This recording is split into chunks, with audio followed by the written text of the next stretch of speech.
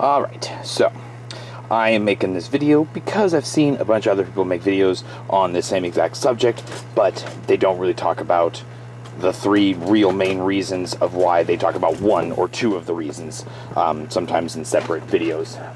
Evidently got windy here today.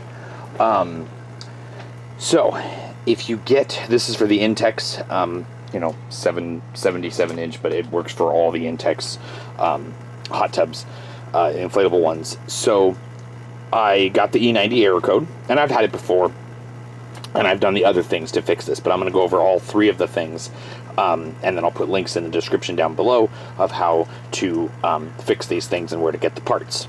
All these parts, minus getting the pump, a brand new pump, would be under $50. More of it could be even under $10. So, you get the E90 error code. That means there's no water flow. Now, there's three main reasons of why there is no water flow. The first main reason is your filter. I use the sponge filters, the blue ones or the black ones.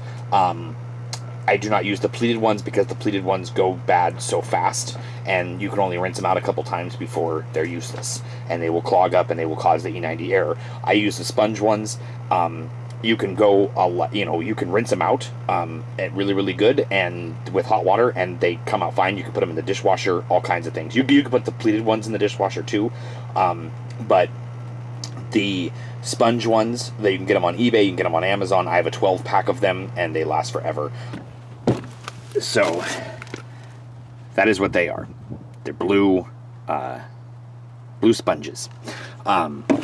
Also, to make sure that you know exactly what you're doing with your hot tub, if you ever have to go and redo your, you empty your tub out every couple, I empty mine out every 6 months and clean it really good. But you've got your bromine concentrate, which you need to start the bromining process. You have your non-chlorine shock, and then you have your bromine tabs. Walmart sells really, they sell like $10 bottles of these things, especially the bromine tablets.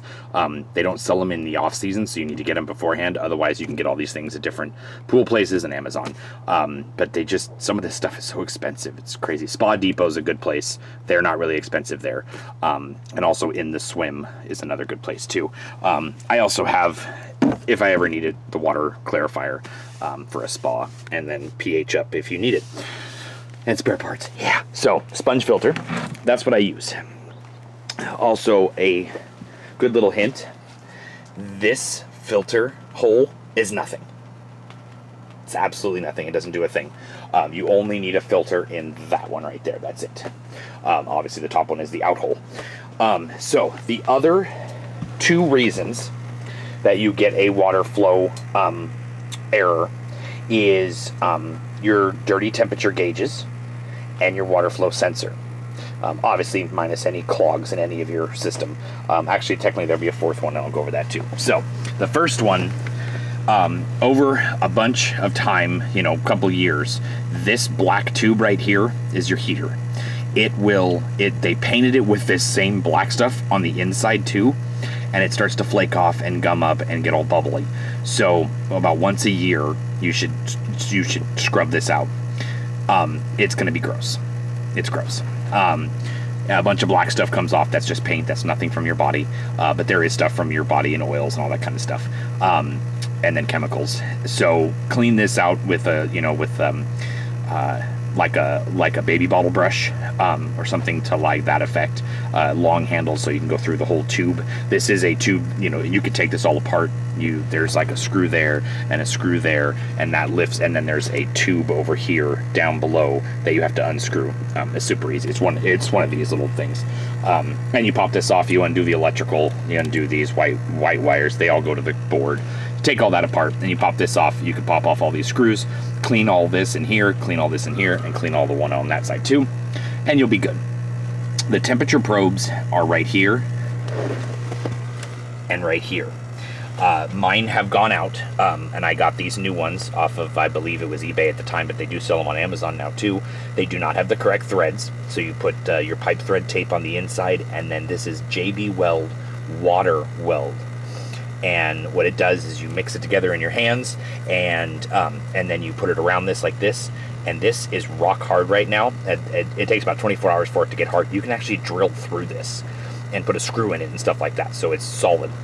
And it does not leak after 24 hours, so don't put this back on until after 24 hours. That was water from earlier. I'm almost lied. So obviously I would double check that there's nothing coming out of it. This one might actually have a little bit of leak. I may not have sealed it really well, but it's still fine. So so you can replace those, and you can tell that they'll be really gummy and dirty, and kind of paint chipping off and stuff like that. So maybe what you should do is it wouldn't be the bad idea to buy 2 of these, and from the link that I'll give you to a guy on eBay that sells the water sensor flappers, I would just say buy those now, so you have them on hand. Otherwise, you're gonna have to wait 2 or 3 days for them to be fixed. You can do all of this stuff in about a 10-15 minute period. It takes longer to unscrew the thing than it does to clean all this stuff and replace it. And then you'll be back in business, and your hot tub may only drop 5 or 10 degrees in the time that it takes you to fix all this. So the water sensor flappers are right here. There's one here, and it's behind here. And the other one is down right there. So there's this tube right here that's wrapped in black wire. You have to unscrew the little thing right there. You unscrew that, and then underneath there's a couple of screws, and this is attached. This is the pipe that goes from your pump. So you can unscrew that. You just flip this upside down and unscrew all that. And then that thing comes out, and you unscrew those 4. It looks exactly like this. And so once you have this out, and I'll show you a picture of what it looks like right here. The one you get from eBay, you'll have to grind down that little nub, and I'll show you a picture of that too as well. And so you grind that down with sandpaper, and you put the screw back in, reinstall this, and this is what caused my E90 error code. I actually bought a new pump because I replaced the impeller. Oh yeah, sorry. So we'll go over that in a minute. So I cleaned this out. I cleaned my probes, and then I went and did this. So I did everything basically backward. I could have just replaced this, and I would have been totally fine. But now I have 2 good pumps. So the other thing, and this has gone over in many, many videos, so I'm not going to go into detail about it, but I will tell you where to get the parts. This is the pump. I bought a new one, and they didn't sell the one that had this color pipe on it, but it doesn't matter. It's the same pump. And I could feel a lot of water. This is really, really tight, too. There's a lot of water coming through here, which is good. So there's an impeller rod inside the impeller, and it's a ceramic rod.